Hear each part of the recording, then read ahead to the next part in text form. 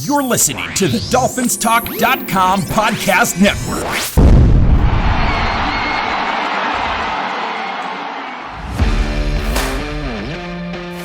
Welcome to Dolphins Talk Weekly, your one-stop audio breakdown of all of this week's Miami Dolphins news. Now, here is your host, Kevin Dern. Well, good afternoon, Dolphins, and welcome to another episode of Dolphins Talk Weekly, coming to you here as I record this on Tuesday afternoon of Draft Week. I'm your host, Kevin Dern. Please give me a follow on Twitter at KevinMD4, and you can follow along with the show on iTunes, Spotify, Podbean, wherever else you get your podcasts. And check in with the folks at DolphinsTalk.com to listen to all of the great podcasts and read all the articles and content that Mike and the team have posted up there on the official website. Back for one more episode before the 2023 NFL Draft officially kicks off. Did not have an episode last week as I appeared on the Finside the NFL show with Reason, and we had a great discussion about Vic Fangio, what the new defense will look like, and some of the draft prospects that Miami may be targeting to fit that new defensive system. So my goal for this week is to do this podcast here today. It will be on the Finside the NFL panel Friday night for night 2, rounds 2 and 3 of the draft. And then hopefully on Sunday night we'll be able to record my own personal recap Dolphins Talk Weekly episode, and we'll have that out to you. Starting off today's show, and bear with me, we've had some crazy weather here outside of Cincinnati where it's been in the high 70s and 80s and then dropped to like in the 30s overnight. So my allergies are all over the place at this time, so I do apologize for that. But we are bringing back the whiskey segment this week, and I had talked about doing the Lagavulin 11 charred cask and some other ones we had, but I actually went shopping this weekend with my wife at Costco. And hats off to Costco for having this price this way, but I came across a bottle of Macallan 12 double cask. Have not had that before. Saw it priced for like $64. Normally at my local liquor store, I've seen it there. It's at least $80 or $90. So I had to try this and wanted to sneak this in before the draft. So Macallan, kind of known as the Cadillac of all Scotch makers. It is a Speyside Scotch. Some cool history about it. I was reading an article. There was actually a barrel that was made at I forget which year, but basically right at the outset of World War II, and was hidden in an underground facility at Scapa Flow up in the northern part of Scotland, which, for you history buffs, is where the British Royal Navy docked their ships during the war to keep them away from the U-boats and all that. This facility was bombed. The barrel actually survived the bombing and managed to last 72 years before they bottled it, and it sold at auction for like $60,000. So that's the value of the Macallan Scotch at 72 years old. This is the 12 double cask. Usually going to have a pretty strong oaky smell. We'll go ahead and taste this one.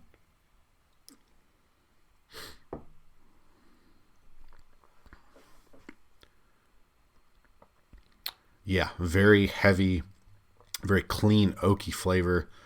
Almost like it's straight out of a bourbon bottle. That's kind of the overpowering thing I get. I get a little bit of a fruity flavor. Can't quite put my finger on it. It's got a nice kind of residual burn at the end, which you would kind of associate from a Scotch. Ooh. Maybe a little bit of honey coming through there. I like that one. To give it a grade out of 5, I'll give that one a 4.2. That one was pretty good. Definitely full body. Definitely has a finish that lingers, and it lingers in a better way than the Bushmills Prohibition, which is what we tried the last time on the whiskey segment. Yeah, that's a good one. I like that. I don't know that I would drink it over like a Lagavulin or a Lafroig, but probably above anything else I've tried here on the show. This might be number 3. So. Ooh, that one was pretty good. So, since the last episode and since my appearance on Finside the NFL, The only real piece of Dolphins news we've had is that they signed the receiver formerly known as Robbie Anderson, now known as Chosen Anderson, to a 1-year, $1.3 million contract. This one is an interesting one. I feel like, people have kind of beat this one to death already. Could go either way. He could be this year's Mohamed Sanu. Remember, he was in camp with the Dolphins a year ago where, veteran, knew the system, had spent some time in San Francisco with McDaniel, really didn't show anything and didn't end up making the roster. You could see Robbie Anderson or Chosen Anderson essentially being that, because obviously the lion's share of the targets are going to go to Hill, Waddle, and then it's sort of kind of a battle with Braxton Berrios, who figures to be kind of a true slot player, though Hill and Waddle play a lot in the slot. And then you have Eric Ezukama, Chosen Anderson, Braylon Sanders as kind of the bigger body guys out on the perimeter. And with Chosen Anderson, what he gives you is someone who can take the top off the defense and has height. He's 6'3", still able to get deep, not as fast as Waddle and Hill, but can still run your go routes, your posts, your post corners, your corner routes, and be effective with that. Might be someone that you keep around for depth as like a 4th or 5th wide receiver to help spell Hill and Waddle. There were multiple games last year where even when those guys weren't getting the football, still running a bunch of yards to, I think Mike McDaniel termed it brother routes, to help the other one get open. Someone runs a go concept to open up something underneath. You're still going to get gassed out, and I can't remember how many games we saw Hill have to come off and go get IVs. I remember the Baltimore game. I think the Chargers game later in the year. There might have been another one. So this would be a person who could help with those roles. Obviously, has had kind of some issues off the field. You can Google that on your own time and read up on those things. So kind of a interesting case where, Mohamed Sanu was squeaky clean off the field, Chosen Anderson not, but might have a little bit more gas left in the tank as far as football productivity than Mohamed Sanu did a year ago. Probably, I would be surprised if Miami drafted a receiver, at least in the first 2 or 3 rounds, especially if they end up either trading up or trading down for more picks. Would surprise me if they added somebody. If they did, it would probably be a bigger body type that can play outside because they don't have that with Hill and Waddle. So we'll see what happens with Chosen Anderson. That's probably one that sorts itself out in camp with, as I mentioned before, Braxton Berrios, Eric Ezukama, Braylon Sanders, and those types of guys. The only other news we've had is that Barry Jackson has reported, and I talked about this a couple times, in the last month or so, that the Dolphins and Christian Wilkins have basically, Wilkins' representation has engaged the Dolphins in terms of a contract extension. Chris Greer, both at the Combine and then at his draft presser, it was a week ago now, I believe, has reiterated both times that they want Christian Wilkins to be a Dolphin for a long time. The two people who have kind of plugged me into that have basically said it's a matter of when and not if. Just a matter of when they get it done. With this week being draft week, I would be mildly surprised if they do get that done. But it would be a nice kind of bonus considering the Dolphins don't have a first-round pick going into the draft this week. But I think ultimately this gets done. I would be fine paying him, and this was something we talked about on the Finside the NFL show, I would be fine paying him the same average annual value that Jeffrey Simmons got. I know Christian Wilkins hasn't put up the sack numbers that Simmons has put up or what Deron Payne put up last year. I think Payne had 12.5 or 13 sacks. I think Wilkins was at, 3.5 or 4. But you look at the pass rush opportunities he's had, he's mostly been used as a pick player, to pin an offensive lineman back so someone else can loop in behind him. He really hasn't gotten too many opportunities to win one-on-one. On top of that, and then you could say the same for Zach Sealer, both of those guys play an astronomically high amount of snaps. I think percentage-wise, they were both over 75% last year, which is a big number for D tackles. For a while, I can't remember what year it was, but it was essentially when Ndamukong Suh was a Dolphin. The only interior defensive linemen in the league playing above like 75 snaps were Ndamukong Suh, J.J. Watt, and Aaron Donald. And then both Wilkins and Sealer did it a year ago. So maybe if you're able to add some more depth in the draft or undrafted free agency talent that sticks, you could probably ease back the total workload for Wilkins and Sealer and then maybe give Christian Wilkins some more one-on-one pass rush looks. As we talked about in the nickel, you're basically playing a 4-2-5 using 2-4-5 personnel with twin 3 techniques. You could put Christian Wilkins at a 3 technique and get him one-on-one matchups, especially with all the twist games they like to run on the edge. This defense could be very well suited to see Christian Wilkins' pass rush productivity rise more than what we've seen under the past defense with Flores and Boyer. And then on top of it, you look at run stop percentage rate. Christian Wilkins was, not in the top 5, not in the top 3. He was the best in the NFL last year at 46% getting a run stop, which is a tackle within 2 yards or less from the line of scrimmage. I believe his Pro Football Focus grade against the run was in the top 3. So by most metrics, he's one of, if not the best run-stopping defensive tackles in the NFL. And when you're playing these light boxes, these 6-man boxes in this Fangio system, you're going to need all the help stopping the run that you can get from your frontline defenders. And I think that's why Christian Wilkins has some more intrinsic value to the Dolphins than maybe other guys on the list who've got extensions, or, if you're looking ahead to guys like Ed Oliver and Quinnen Williams, who are from that same 2019 draft class, who most likely have extensions coming from the Bills and Jets respectively down the road. My hope is that you can get Christian Wilkins done. It'd be awesome if they did it before the draft, but hopefully very soon after the draft. And then we also found out from Barry Jackson that they had Cameron Fleming, the offensive tackle formerly of the Patriots, played with Denver last year, in for a visit. No signing happened. And this kind of strikes me as, if you guys remember in 2016, what the Dolphins did with Jason Jones, the D-end from Detroit. Miami was fully switching into the wide 9. They never really had an opportunity to draft a defensive end edge player for that system in the draft. That was Laramie Tunsil, Xavier Howard, Kenyon Drake, Leonte Carew, Jakeem Grant, Jordan Lucas, and then the 2 7th-rounders. They signed Jason Jones to a deal like a week right after the draft.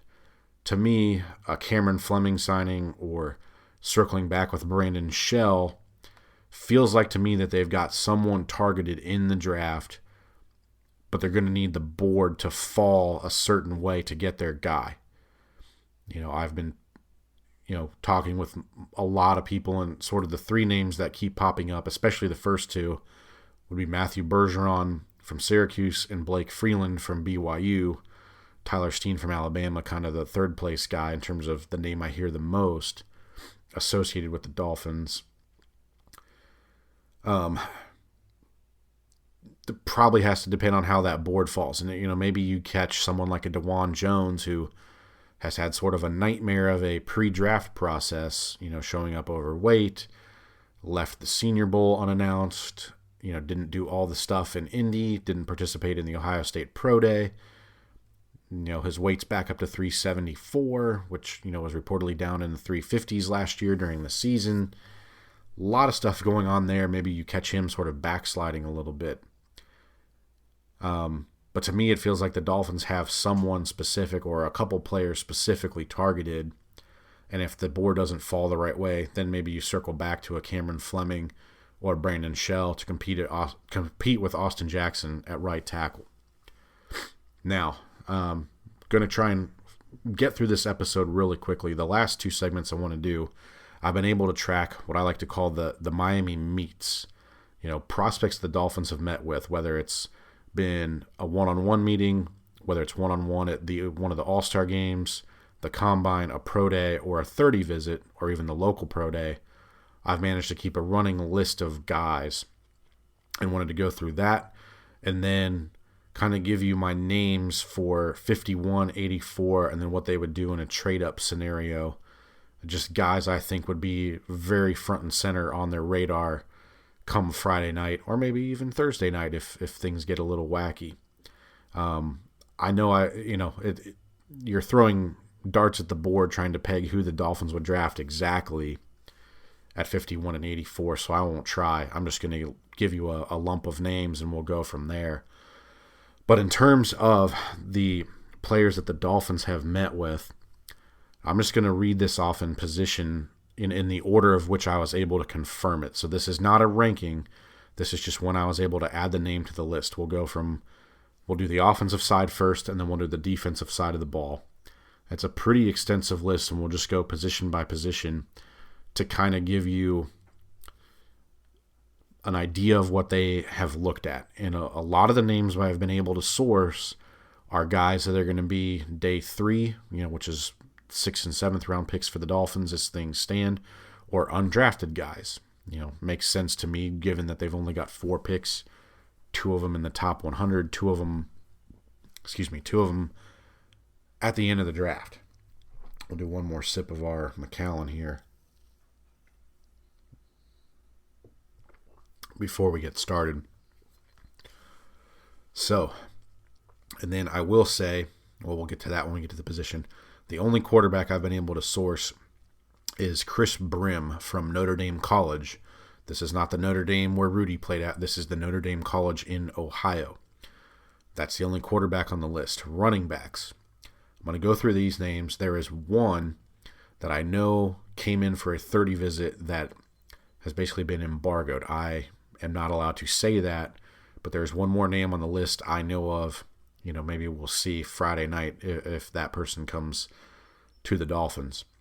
So those names are Jahmyr Gibbs from Alabama, Israel Abanikanda from Pittsburgh, Jaleel McLaughlin from Youngstown State, Kendre Miller from TCU, Evan Hull from Northwestern, Xavier Valade from Arizona State, who did come on a 30 visit, Deneric Prince from Tulsa, and Dedrick Parson from Hawaii.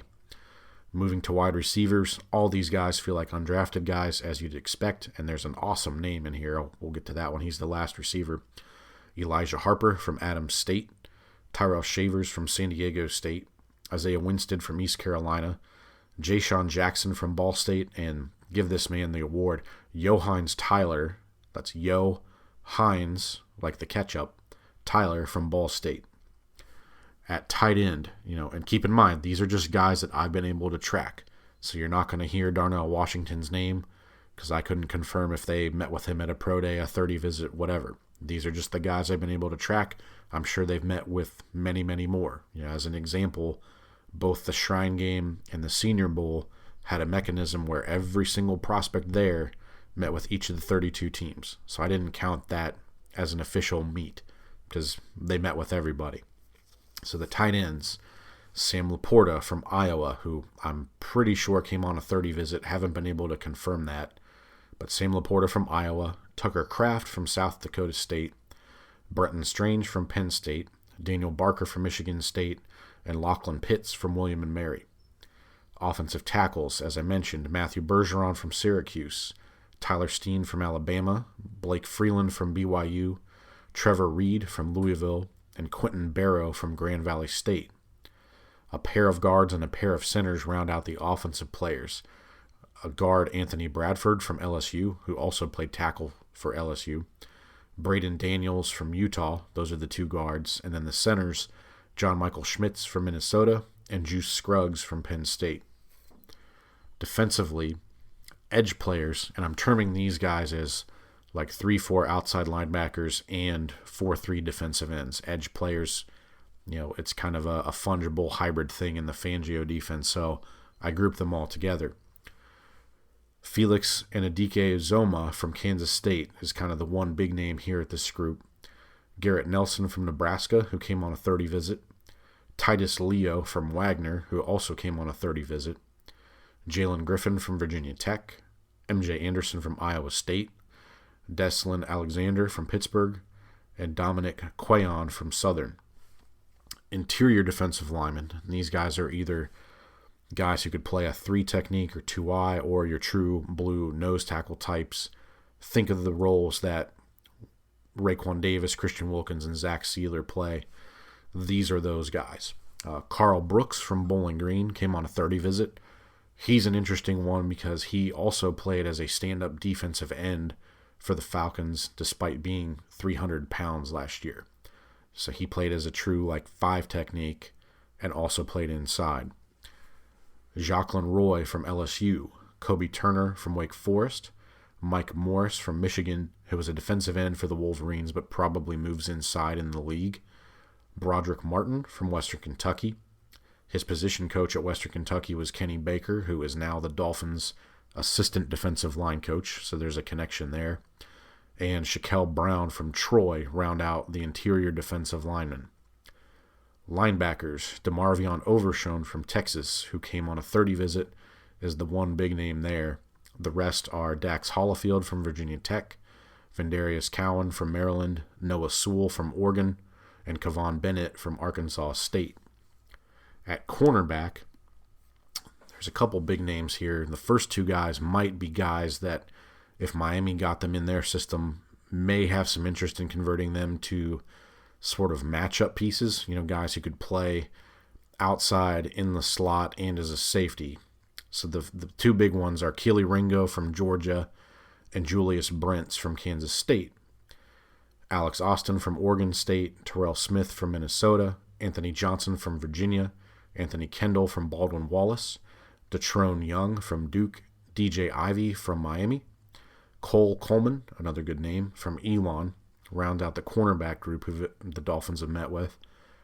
At safety, Jair Brown from Penn State, Kendarick Duncan from Louisville, Marquise Waters from Texas Tech, Ty Okada from Montana State, Jaquan Amos from Ball State, and Gervon Hall from Utah State round out the prospects that Miami have met with. And again, all those names were guys that met with the Dolphins one-on-one at an all-star game through a Zoom call, came to the local visit, meaning they went to high school or college in the South Florida area, or were guys that came on a 30 visit or had one-on-ones with the Dolphins at the NFL Combine. Now, we'll make this a relatively quick podcast as we're in the middle of the week. As far as the draft goes, we've heard some buzz kind of in recent days that, even Chris Greer said that there's been teams at the back end of round 1 that have kind of contacted them and said, hey, would you mind coming up? Would you want to come up into the back end of the first round? Peter King reported that the Dolphins had heavy interest in Jahmyr Gibbs and might trade up into round 1. A lot of teams have kind of been rumored to trade up into round 1 for Jahmyr Gibbs, and there's the rumor that, he may not be as far back from Bijan Robinson as maybe draft media tends to think. So that's an interesting name, and he's one guy that I wouldn't necessarily endorse trading up for a running back, but he would make enough of a difference for me to maybe move up and get him. I don't know what the cost is to move up from 51 to the late 20s or early 30s. I would probably try and move up, into round 2 if he's still on the board. I don't know what that opportunity cost is. Now, we also know that the Dolphins had interest in trading for Vikings running back Dalvin Cook. They've kind of kept that in a holding pattern as well. So maybe it becomes a thing where if they don't get Jahmyr Gibbs, then they make a move for Dalvin Cook that night as well. Something to keep an eye on. 2 other names I could see them trading up for. Darnell Washington, the tight end from Georgia, although I feel like there's enough smoke about him going in round 1 that may not be feasible. And then this one is a personal favorite of mine, but Mozzie Smith, the nose tackle from Michigan, would be an ideal fit for this Dolphins defense. I think it was Louis Riddick compared him to DJ Reader from Cincinnati. That's a pretty heady comparison. DJ Reader's a phenomenal player.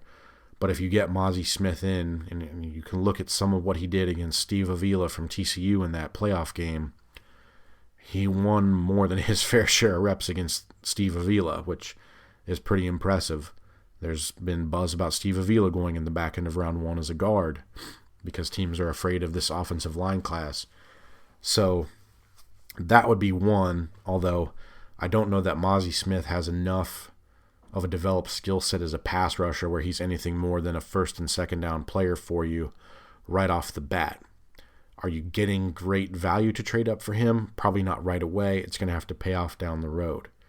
So those would be the three names that I kind of would put on the front and center of the radar to trade up for. So Jahmyr Gibbs from Alabama, Darnell Washington from Georgia, Mozzie Smith from Michigan.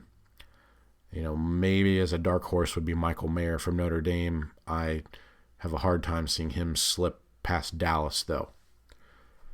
At 51, where the Dolphins are slated to pick, and I feel like, trading down is a pretty good possibility for them. There's four names I really like for him here. Two tight ends, Sam Laporta from Iowa and Tucker Kraft from South Dakota State. I feel like Matthew Bergeron is the only one of the tackles that makes sense. I would list Steve Avila here, but I don't think he's going to be there. So Laporta, Tucker Kraft, Matthew Bergeron, and then my fourth name, I talked about him on the Fin Side the NFL show, but Keanu Benton, the nose tackle from Wisconsin. Now the interesting thing about him, he's not as big and as stout as Mozzie Smith, but he's athletic enough, and he's a former wrestler, so he understands hand placement and leverage, that he's probably good enough to where he could play some nickel snaps for you at a 2-eye or 3 technique look and probably give you similar or better pass rush production than Wilkins and Sealer. So there's a little bit of an added bonus to him. And, he weighed in at the combine at 309. I have pretty good sources from Wisconsin that said he played, 315 to 320 last year. That's probably what you would want him to be as a nose. So those four guys at 51. And then at pick 84, this one's kind of a personal favorite of mine, but Devin Achane, the running back from Texas A&M, Luke Schoonmaker, the tight end from Michigan, Blake Freeland, the tackle from BYU, and DeMarvion Overshown, the linebacker from Texas, who also had a 30 visit. Maybe the dark horse for me, if I could add a fifth name, would be Tyjae Spears, the running back from Tulane. Those are four guys I would look at 84. Carl Brooks, I would give some consideration to, but to me that feels a little early for a guy that doesn't really have much experience playing inside. It needs more development, but he's another guy I could see being on that list. So those are my names for 51 and 84. If I were going to bet, I would bet more on the Dolphins trading down from either 51 or 84 than trading up into the back end of round one. To me, it would have to be a pretty sweetheart of a deal to do it. Maybe 51 this year and a 2 or a 3 next year to get it. And I don't think a team at the back end of round one would accept that minimal compensation to do it. But yeah, those are my thoughts. Gun to my head, if I had to make the pick at 51, I would go Sam Laporta if he's there from Iowa. 84, I'll say Blake Freeland from BYU. I said I wasn't going to make a prediction, but look, I talked myself into it. That's going to be my time on the show today.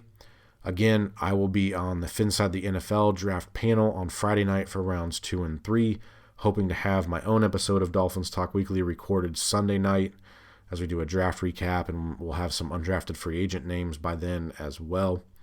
Thank you guys for listening. Again, please give me a follow on Twitter at KevinMD4. Follow along with the show on iTunes, Spotify, Podbean, wherever else you listen. Thank you guys. Have a great week and enjoy the draft. Fins up.